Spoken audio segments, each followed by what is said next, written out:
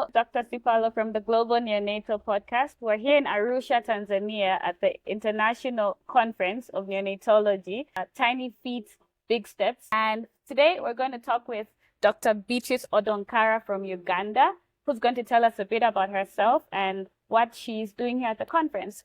Hello, Dr. Beatrice. Yes, hello. Where are you joining us from today?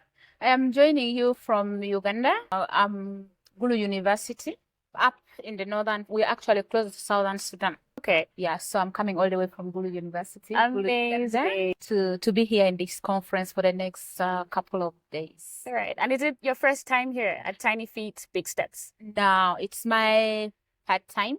The first time I came as an attendant, and by God's grace, the facilitators felt I could also facilitate. So the second time was last year, I came to facilitate. And then this year again, I was also privileged to be included again in the group for the team for facilitation.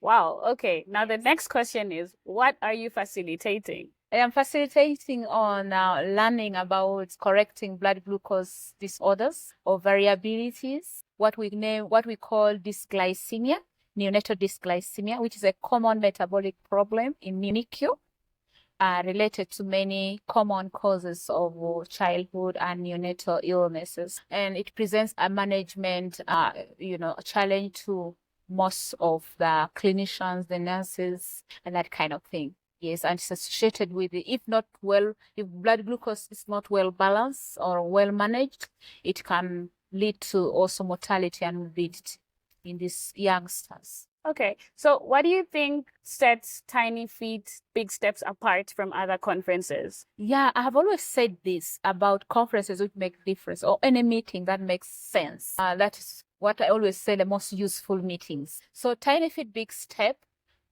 sets apart from all other conferences in that here is a practical, hands-on, where you bridge the know and the do gap. Yes, this is where we bridge the knowledge on the ground and really using mobile app to estimate bilirubin level in the baby without pricking them. Yeah, so you're going to learn a lot of things. Yes. And the last question is, what are your hopes and expectations? My hopes and expectations is that for the last 2 conferences I attended, is to expect to see more people coming on board from different NICUs, from different countries, especially low resource settings, to come, and then we learn from the facilitators, from the global facilitators from high income countries, high resource settings, who will be imparting in us the skills of the skill set that is necessary for us to keep these babies alive. Yeah, so I'm expecting more people, honestly speaking. Lovely. From different NICUs, different people who have not been here,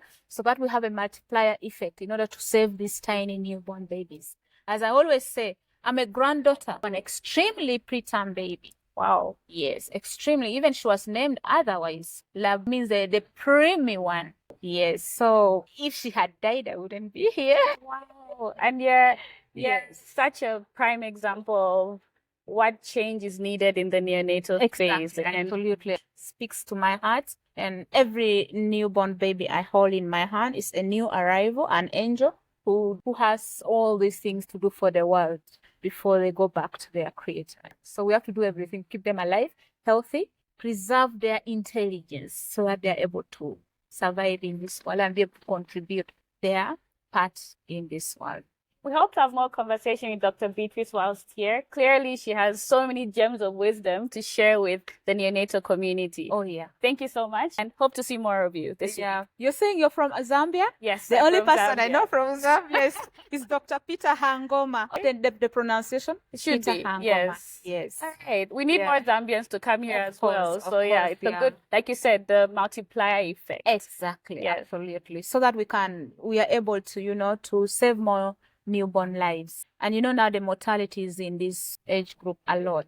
Yes, and it's neonatal mortality that is driving the child mortality up. And the world is not doing so well because they're neither decreasing nor we're just there. Thank you so much, Dr. Beatrice. Thank you, Sue.